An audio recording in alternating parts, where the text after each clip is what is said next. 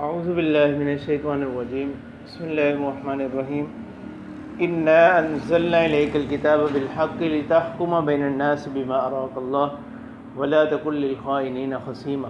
یہ 28واں حکم ہے خیانت کرنے والوں کی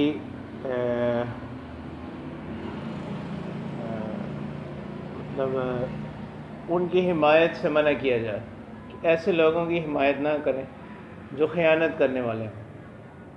ٹھیک ہے، اس کا شان نزول یہ ہے کہ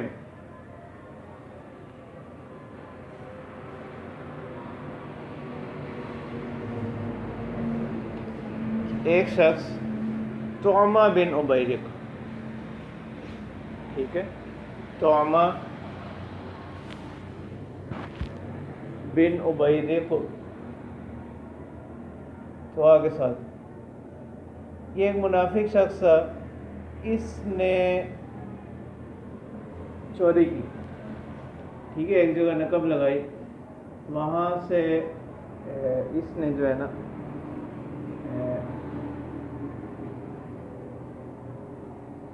کچھ چیزیں چوری کی، ٹھیک ہے۔ اب ان میں یہ ہوا کہ اس میں سے جس ہتھیار تھے وہ اور ایک بوری کے اندر تھے، ٹھیک ہے۔ اب اس میں سے آٹا وہ گرتا گیا تھوڑا تھوڑا کر کے، تو وہ اس کے گھر تک پہنچا۔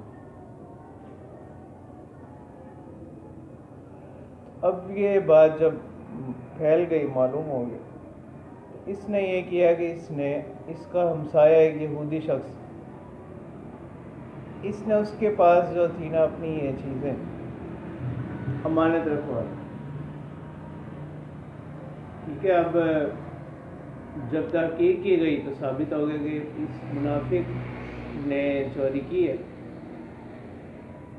تو اس نے کہا کہ آپ صلی اللہ علیہ وسلم کے پاس یہ لوگ آ گئے، اپنے اس کے خاندان کے لوگ بھی، انہوں نے مشورہ وغیرہ یہ کیا کہ ہم یہ یہودی کے پاس رکھواتے ہیں اور سارا الزام ہے نا اس کے اوپر لگا دیں گے، اور نواب صلی اللہ علیہ وسلم کے پاس ہم جا کر اس طرح فیصلہ کروا لیں گے۔ اس موقع پر جو ہے نا یہ آیات نازل ہے کہ اللہ تبارک و تعالیٰ فرما رہے ہیں انا انزلنا الیک الکتاب بالحق لتحکم بین الناس بما اراک اللہ، اے پیغمبر بے شک ہم نے آپ کی طرف اتارا ہے کتاب کو ٹھیک اور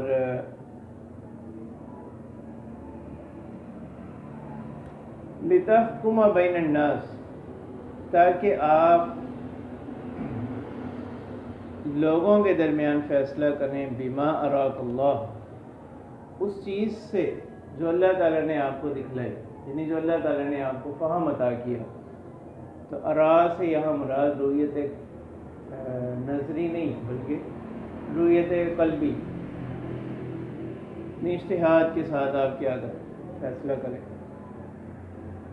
اور ولا تکن للخائنین خصیما، اور خیانت کرنے والوں کے مددگار نہ، ان کے حمایت کرنے والے نہ ہو، ٹھیک ہے۔ تو اس آیت سے معلوم یہ ہوا کہ آپ صلی اللہ علیہ وسلم کو بھی اجتہاد کا حق حاصل، ٹھیک ہے۔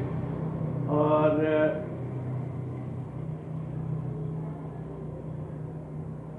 یعنی آپ صلی اللہ علیہ وسلم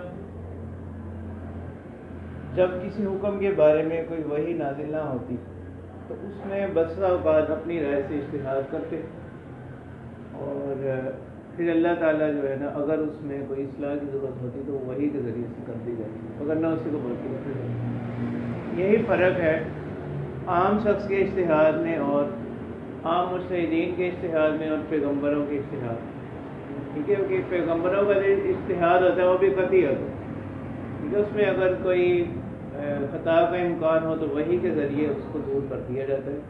مجتہدین کے اجتہاد میں دونوں چیزوں کا استعمال رہتا ہے، خطا اور صواب دونوں کا استعمال ہوتا ہے، ٹھیک ہے، جبکہ انبیاء کے اجتہاد میں ایسا نہیں۔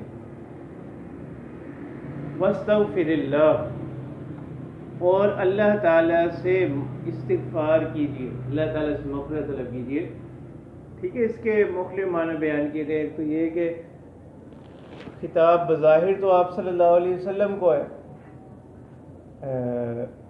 لیکن مقصود جو ہے نا ان امت کو سنانا مقصود،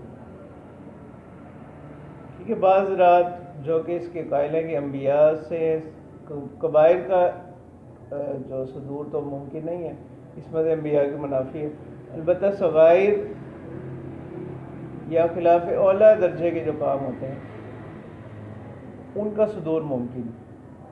ٹھیک ہے، تو یہاں پر بھی استغفار کا جو خطاب ہے بظاہر وہ کہتے ہیں کہ یعنی آپ صلی اللہ علیہ وسلم نے جب ابھی تک تحقیق سے یہ چیز ثابت نہیں ہوئی کہ منافق ہی چور ہے، یا آپ صلی اللہ علیہ وسلم نے اقتدار یہ سمجھا کہ یہ چوری اس نے نہیں کی، اس طرح اشارہ یہ اگرچہ یہ کوئی یعنی ایسی بات نہیں تھی، لیکن انبیاء کی شان کے مناسب نہیں، اس بنا پر استغفار کا جو ہے حکم دیا جا رہا ہے۔ دوسرا وہی کہ امت کو سنانا مقصود ہے، بالخصوص یہ جو ہے منافق، یہ جو منافق اور اس کے گھر والے، ان اللہ کان غفور الرحیم، بے شک اللہ تبارک و تعالی معاف کرنے والے مہربان ہیں۔ اور ولا تجادل عن الذین یختانون انفسهم، آپ جھگڑا مت کیجیے ان لوگوں کے متعلق جو اپنے نفسوں کے ساتھ خیانت کرنے والے ہیں۔ ان اللہ لا يحب من کان خوانا اثیما، بے شک اللہ تبارک و تعالی نہیں پسند کرتے ان لوگوں کو جو کیا ہوں خیانت کرنے والے گنہگار۔ یستخفون من الناس ولا یستخفون من اللہ وهو معهم اذ یبیتون ما لا یرضی من القول۔ ٹھیک ہے، ابھی اسی طرح اشارہ ہے کہ اب رات کے وقت انہوں نے مشورہ کیا نا اس کے اور اس کے گھر والوں نے کہ ہم ایسا کریں گے کہ مال اس کے پاس بطور امانت کے رکھوا دیتے ہیں اور نبی اکرم صلی اللہ علیہ وسلم کے سامنے ہم لوگ جھوٹ بول دیں گے اور کسی طرح آپ صلی اللہ علیہ وسلم کو یقین دلا دیں گے۔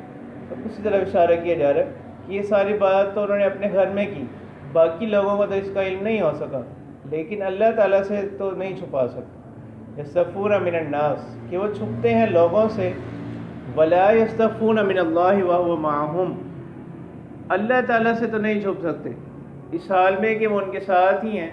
اذ یبیتون ما لا یرضی من القول، بالخصوص جب کہ وہ رات کے وقت مشورہ کرتے تھے ایک ایسی بات سے متعلق، ما لا یرضی من القول، یعنی جو اللہ تعالیٰ جس میں اللہ تعالیٰ راضی نہیں۔ وَكَانَ اللَّهُ بِمَا يَعْمَلُونَ مُحِيطًا، اور اللہ تعالیٰ ان کے اعمال کو گھیرے ہوئے ہیں۔ ہاں تم ہؤلاء جادلتم عنہم فی الحیات الدنیا، اور اے تم لوگوں جادلتم عنہم فی الحیات الدنیا، یعنی تم بحث کرتے ہو ان منافقین سے متعلق دنیا کی زندگی میں۔ فَمَن يُجَادِلُ اللَّهَ عَنْهُمْ يَوْمَ الْقِيَامَةِ أَمْ مَن يَكُونُ عَلَيْهِمْ وَكِيلًا، قیامت کے دن کون ان سے متعلق بحث کرے گا اللہ تعالیٰ سے، یا کون ان کے اب میں یکون علیہم وکیل، یہ کون ان پر کیا ہوگا کوئی مدد کرنے والا، کام بنانے والا۔ وَمَن يَعْمَلْ سُوءًا أَوْ يَظْلِمْ نَفْسَهُ ثُمَّ يَسْتَغْفِرِ اللَّهَ يَجِدِ اللَّهَ غَفُورًا رَحِيمًا۔ پھر یہ چونکہ بظاہر تو ایک بہت بڑا انہوں نے جرم کیا تھا، لیکن اللہ تبارک و تعالیٰ فرمانے کہ جو کوئی برائی کا ارتکاب کرے یا اپنے نفس پر ظلم کرے پھر اللہ تعالیٰ سے استغفار کر لے، یجد اللہ غفور الرحیم، وہ اللہ تعالیٰ کو پائے گا بخشنے والے مہربان۔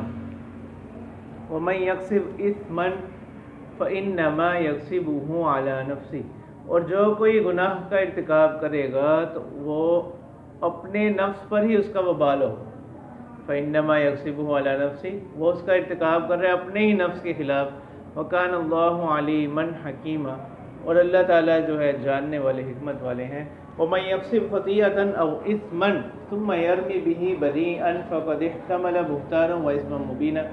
ٹھیک ہے، گزشتہ آیات میں اس بات کا بیان تھا کہ اگر کوئی شخص گناہ کرنے کے بعد توبہ کر لے، استغفار کرے، تو اللہ تعالیٰ اس کے گناہ کو کیا کریں گے، معاف فرمائیں۔ اب یہاں اس چیز کو بتایا جا رہا ہے کہ ایک شخص گناہ کرے، ٹھیک ہے، بجائے اس پر شرمندہ ہونے کے یا استغفار کرنے کے، وہ اس گناہ کو کسی دوسرے کی طرف منسوب کر دے، جیسے یہاں پر انہوں نے کیا کہ ایک تو چوری کی، پھر اس کا سارا الزام کس پر لگا دیا؟ یہودی پر۔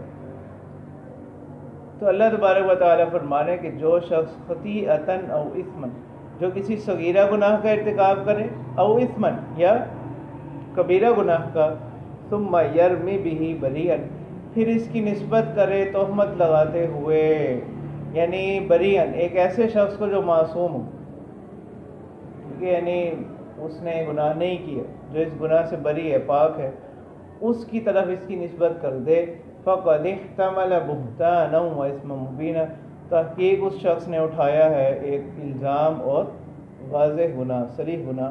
ولولا فضل اللہ علیک ورحمتہ لہمت طائفۃ منہم ان یضلوک، اگر اللہ تبارک و تعالیٰ کا فضل نہ ہوتا آپ پر اور اس کی رحمت، تو ان میں سے ایک جماعت تو ارادہ کر چکی تھی کہ وہ آپ کو کیا کریں، غلطی میں ڈال، مطلب یہ کہ وہ آپ کو بھی اس بات کا یقین دلا دیں کہ یہ چور نہیں ہے، یعنی چور جو ہے نا وہ یہودی۔ جیسے بعض صحابہ نے جب یہ کہا بھی کہ یہ چور ہے، ظاہری تحقیق سے جو بات معلوم ہوئی، تو آپ صلی اللہ علیہ وسلم نے منع فرمایا کہ جب تک یعنی مکمل تحقیق سے بات ثابت نہیں ہو جاتی تو اس کو چور نہ کرو۔ اسی طرح اشارہ اللہ تبارک و تعالیٰ فرما رہے ہیں کہ ایک جماعت تو ان میں سے ارادہ کر چکی تھی کہ وہ آپ کو کیا کرے، ایذلوک، مطلب غلطی میں ڈال دیں اس فیصلے سے متعلق، وما یضلون الا انفسهم، تو اللہ تبارک و تعالیٰ فرما رہے ہیں کہ نہیں کسی کو یہ گمراہ کر سکتے مگر اپنے ہی نفسوں کو، وما یضرونک من شیء، اور آپ کی شان تو یہ ہے کہ آپ کو ذرا بھی نقصان نہیں پہنچا سکتے۔ وانزل اللہ علیک الکتاب والحکمہ، اور اللہ تبارک و تعالیٰ نے اتاری آپ پر کتاب اور حکمت، وعلمک ما لم تکن تعلم، اور آپ کو سکھلائیں بہت سی وہ باتیں جو آپ اس سے پہلے ان سے واقف نہ تھے، وکان فضل اللہ علیک عظیما، اور اللہ تبارک و تعالیٰ کا فضل آپ پر بہت بڑا ہے۔ لا خیر فی کثیر من نجواہم الا من امر بصدقۃ او معروف او اصلاح بین الناس، ٹھیک ہے، یہ آیت بھی اگرچہ اسی قصے سے متعلق نازل ہوئی لیکن اس کے الفاظ عام، مطلب آئندہ کے لیے بھی۔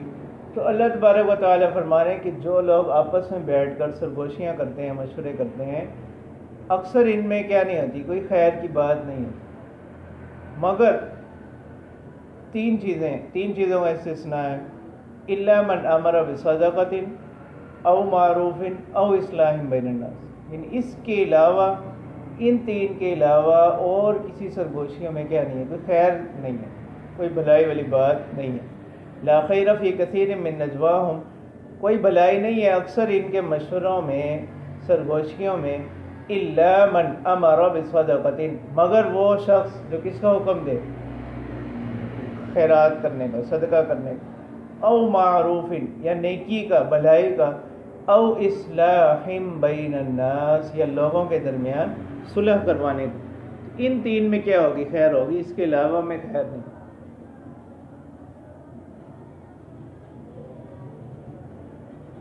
ٹھیک ہے، اکثر وگرنہ اکثر کیا ہوگا اس میں، یعنی خیر کا پہلو کم ہو سرگوشی میں، جیسے حدیث مبارکہ میں بھی آتا ہے کہ آپ صلی اللہ علیہ وسلم نے فرمایا کہ اذا کنتم ثلاثۃ فلا يتناجى اثنان دون الاخر، جب تم تین لوگ ہو تو تین میں سے دو الگ ہو کر کیا نہ کریں، گفتگو نہ کریں، کہ تیسرا جو ہے نا من اجل یحزنہ، یہ بات اس کو غم میں نہ ڈال،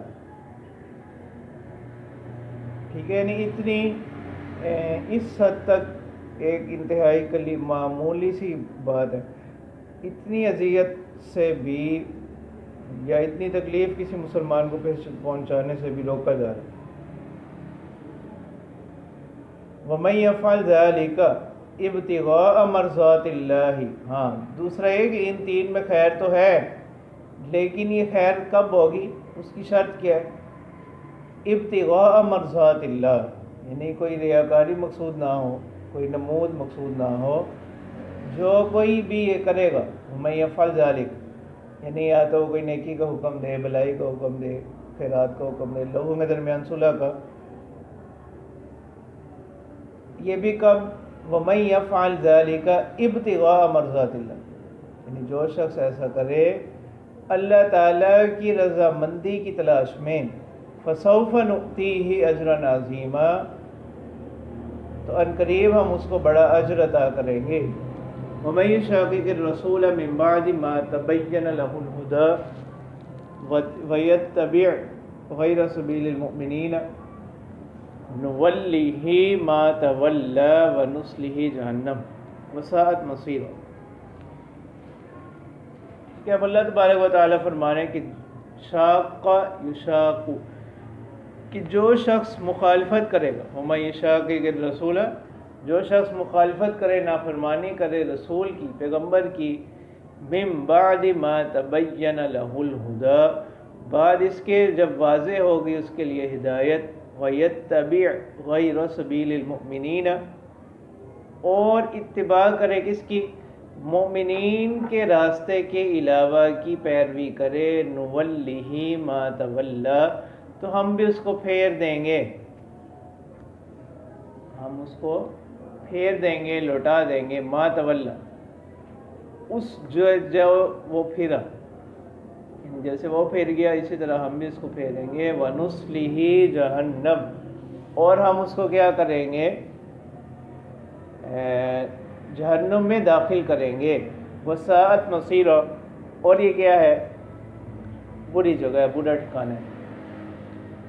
ٹھیک ہے. اب یہ ہے امام شافعی رحمہ اللہ کا اس آیت سے استدلال ہے کس بات پر؟ کہ اجماع امت بھی حجت، جیسے قرآن و سنت حجت ہیں، اسی طرح اجماع امت بھی حجت ہے. ان سے کسی نے سوال کیا کہ قرآن میں سے اجماع کے حجیت پر کوئی دلیل بتائیں. ٹھیک ہے. انہوں نے 3 دن کا وقت لیا اور 3 دن وہ جو ہے نا مسلسل قرآن پاک کی تلاوت کرتے رہے، صبح کو بھی اور رات کو بھی. 3 دن کے بعد انہوں نے اس سائل کو جواب دیا تو اس آیت سے استدلال کی کہ قرآن پاک میں اللہ تعالیٰ فرماتے ہیں کہ جو شخص کیا کرے گا، مومنین کے راستے کے علاوہ کی اتباع کرے گا تو ہم اس کو جہنم میں ڈال دیں. اس آیت سے انہوں نے استدلال کیا کس پر؟ اجماع امت کی حجیت. ٹھیک ہے. باقی اس کی تائید اور آیات اور احادیث سے بھی ہو جاتی. ٹھیک ہے. اجماع امت سے مراد امت کے جو اہل علم، ان کا کسی بات پر کیا ہو جانا؟ اکٹھے ہو جانا، شریعت کی کسی مسئلے پر جمع ہو جانا، اکٹھے ہو جانا. تو یہ دلیل ہے اس کے صحیح ہونے کی. ٹھیک ہے. جیسے صحابہ کے درمیان سب سے پہلے اجماع ہوا اس بات پر کہ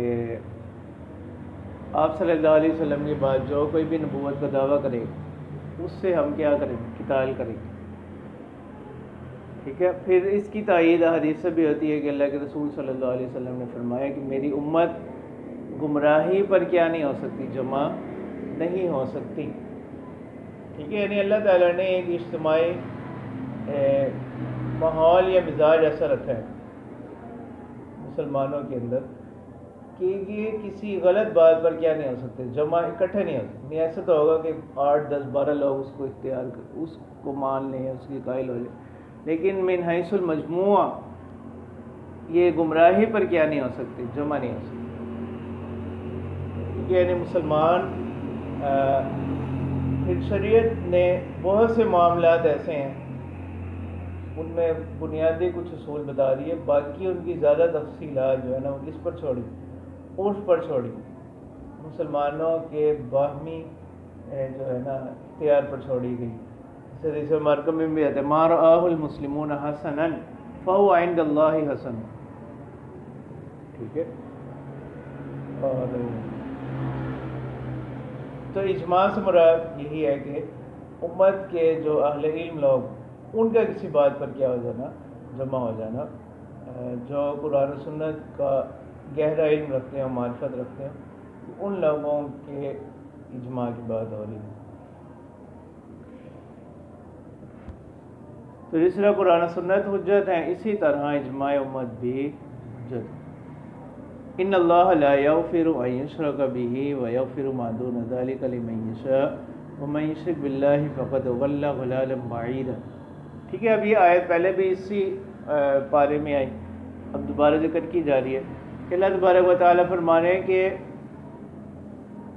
ان اللہ لا یغفر ان یشرک بہ، کہ اللہ، اب یہ آیت بھی یعنی اس قصے کے بعد اس آیت کو لانا، اس میں اشارہ اس طرف ہے کہ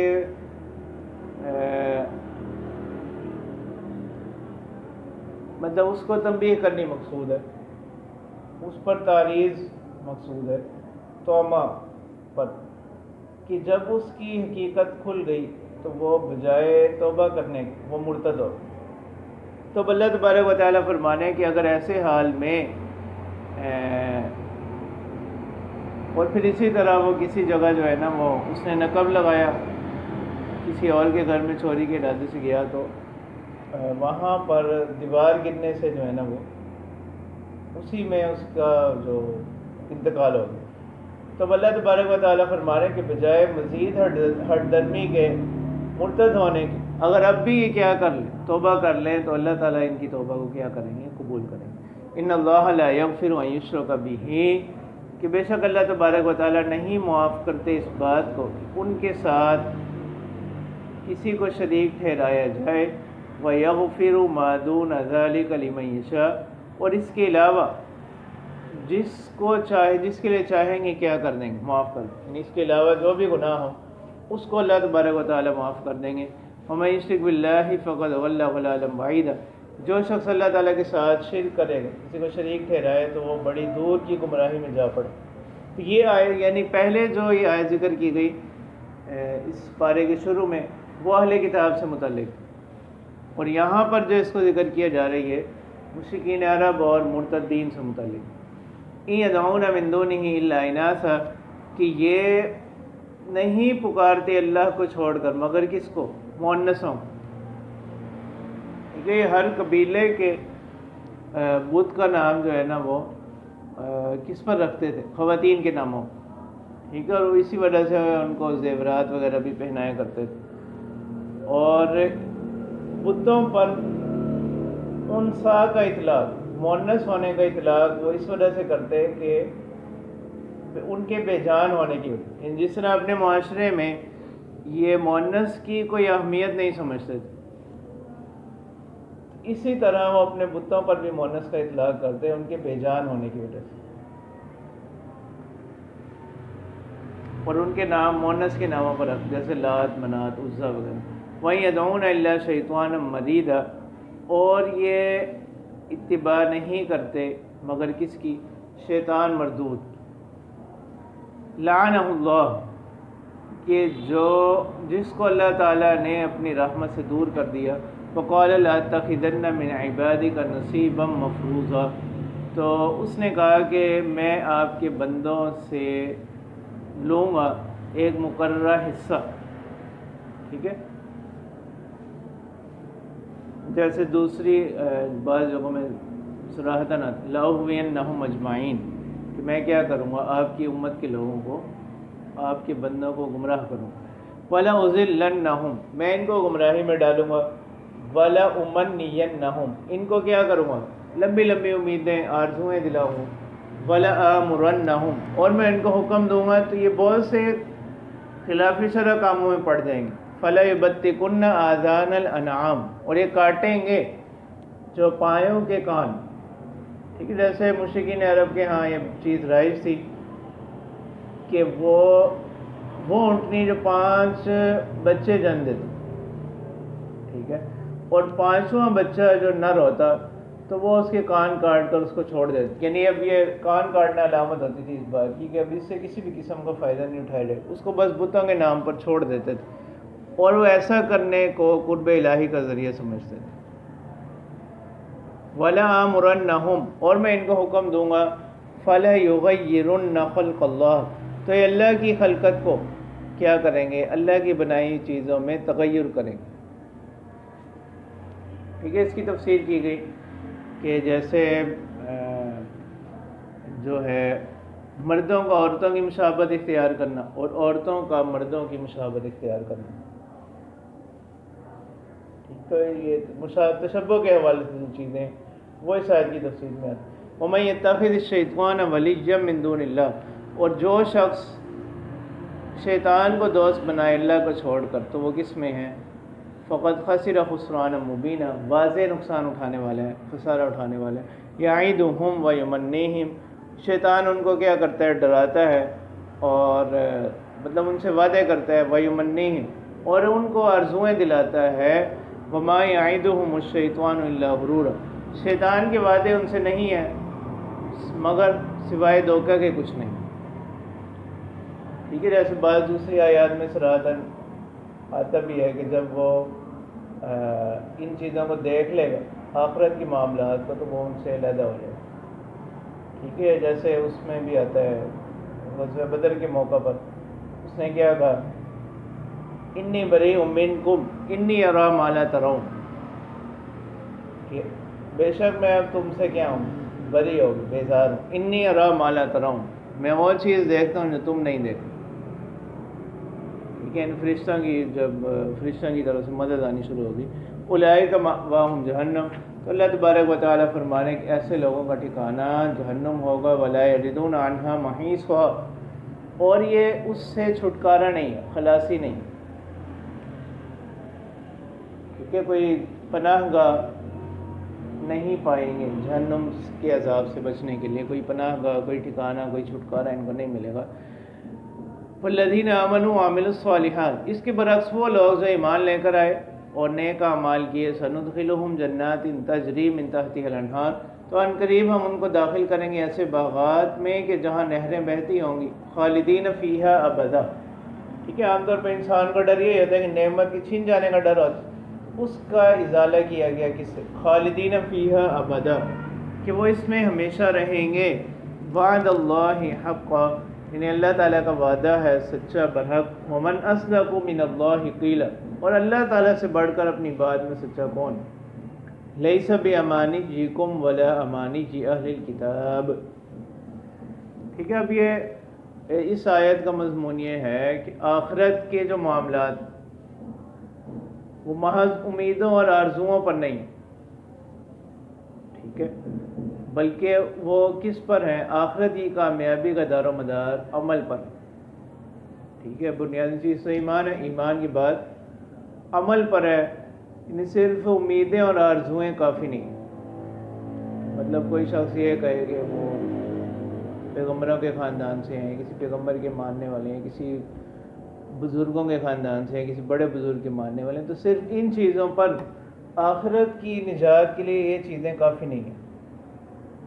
ٹھیک ہے، تو یہ آیت بھی اسی چیز کو بیان کر رہی ہے کہ ایک مرتبہ مسلمانوں کی اور اہل کتاب کا یعنی باہم مکالمہ ہوا آمنے سامنے میں. انہوں نے کہا کہ ہم تو آسمانی کتاب تورات کے ماننے والے، حضرت موسیٰ علیہ السلام کی تعلیمات کو مانتے ہیں، تو ہم آپ لوگوں سے بہتر ہیں.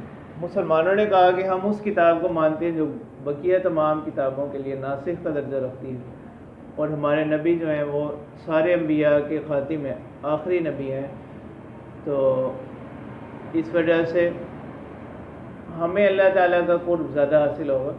اس پر یہ آیت نازل ہے کہ قرب خداوندی جو ہے محض امیدوں اور آرزوؤں پر موقوف نہیں، بلکہ اس کے لیے کیا کرنا پڑے گا؟ عمل کرنا پڑے گا.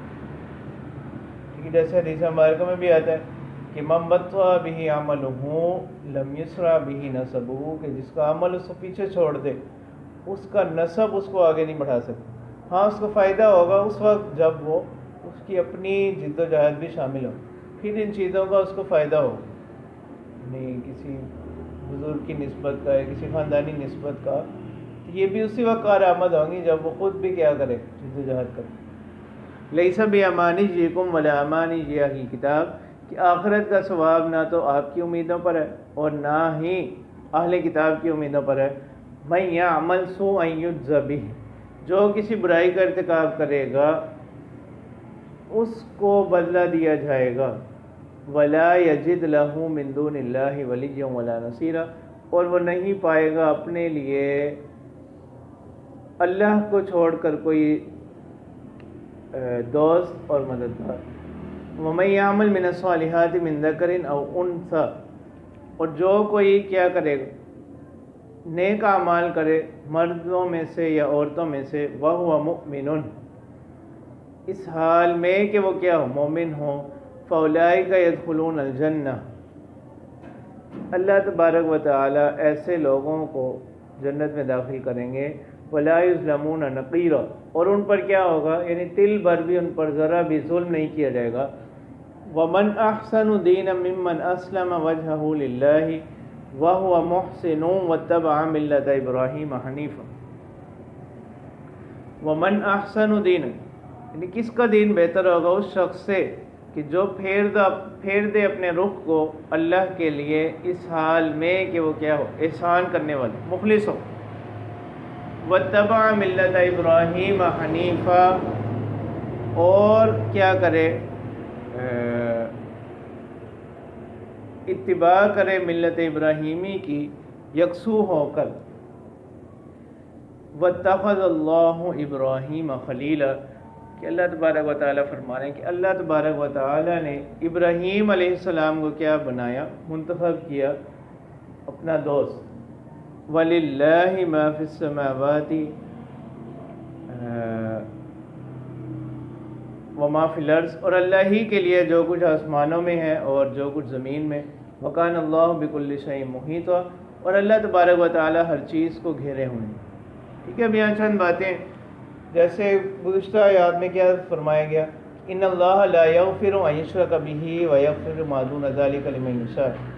اب بظاہر یہ آیت جو ہے نا، یہ اللہ تعالیٰ کے عدل کے خلاف ہے. ٹھیک ہے،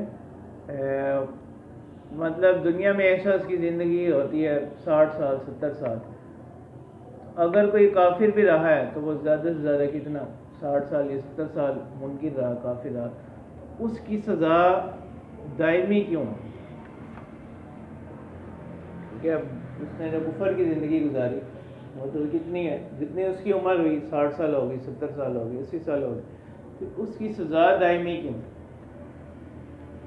اس کا جواب یہ ہے کہ اس کا عزم یہی ہے، اس کے عزم کی بنا پر، عام طور پر اس کا عزم یہی ہوتا ہے کہ اگر وہ ہمیشہ بھی رہے گا تو وہ اسی حالت پر رہے گا. اس بنا پر جو ہے نا یہ اسلوب اختیار کیا جائے. اور دوسرا ان آیات سے معلوم یہ ہوا کہ ظلم کی 3 قسمیں. ایک تو ناقابل معافی جیسے کفر و شرک، ایک وہ ہے جو قابل معافی ہے، یعنی توبہ استغفار سے معاف ہو جائے گا. تو یہ اس قبیل کی چیزیں جن کا تعلق حقوق اللہ کے ساتھ. اور تیسرے وہ کہ جو تلافی کے بعد کیا ہو جائیں گے، معاف ہو جائیں گے. ٹھیک ہے، ازالہ کرنے کے بعد معاف ہوں گے. وہ اس در نوعیت کی چیزیں جن کا تعلق کس کے ساتھ ہے، حقوق العباد کے ساتھ. ٹھیک ہے، حقوق العباد کی معافی کس کے ساتھ ہے، تلافی کے ساتھ، کہ ان کی تلافی کی، مثلا کسی کے پیسے غصب کر لیے تو وہ اس کو واپس کر، کسی کے پیسے دھوکے سے لے لیے، اس کی معافی کی صورت کیا ہے کہ آپ کو اس کو لوٹائے. اور دوسرا یہاں پر حنیف کا لفظ ہے، ٹھیک ہے، وَاتَّبَعَ مِلَّةَ إِبْرَاهِيمَ حَنِيفًا. حنیف کس کو کہتے ہیں؟ حنیف کہتے ہیں کہ جو بصیرت کے ساتھ، دانش مندی کے ساتھ، سمجھ بوجھ کے ساتھ غیر اللہ کی پرستش کو چھوڑ کر اللہ کی طرف متوجہ ہو جائے. ٹھیک ہے، یعنی غیر اللہ کو چھوڑ کر کیا ہو جائے، اللہ تعالیٰ کی طرف متوجہ ہو. اسی معنی کیا ہے، یکسو ہونا. اور خلیل کس کو کہتے ہیں؟ وَاتَّخَذَ اللَّهُ إِبْرَاهِيمَ خَلِيلًا. خلیل کہتے ہیں کہ جس کی طبیعت میں وہ اپنے آپ کو اس قدر فنا کر دے، اس کی طبیعت کیا بن جائے، شریعت بن جائے. یعنی اللہ تعالیٰ کی محبت میں اپنے آپ کو اس قدر فنا کر دے کہ اس کی طبیعت شریعت بن جائے، اس کا کوئی بھی عمل جو ہے نا وہ کیا ہو، شریعت کے منافی نہ ہو، شریعت کے خلاف نہ ہو. ٹھیک ہے، اور یہ اعزاز یہاں پر تو حضرت ابراہیم علیہ السلام کے لیے بیان کیا جا رہا ہے. احادیث کے اندر یہ اعزاز، احادیث سے یہ بات معلوم ہوتی ہے کہ یہ اعزاز آپ صلی اللہ علیہ وسلم کو بھی حاصل ہے. حدیث مبارکہ میں بھی آتا ہے کہ اگر میں کسی کو دوست بناتا تو ابو بکر کو بناتے ہیں، لیکن آپ صلی اللہ علیہ وسلم نے فرمایا کہ آپ کے صاحب کو، یعنی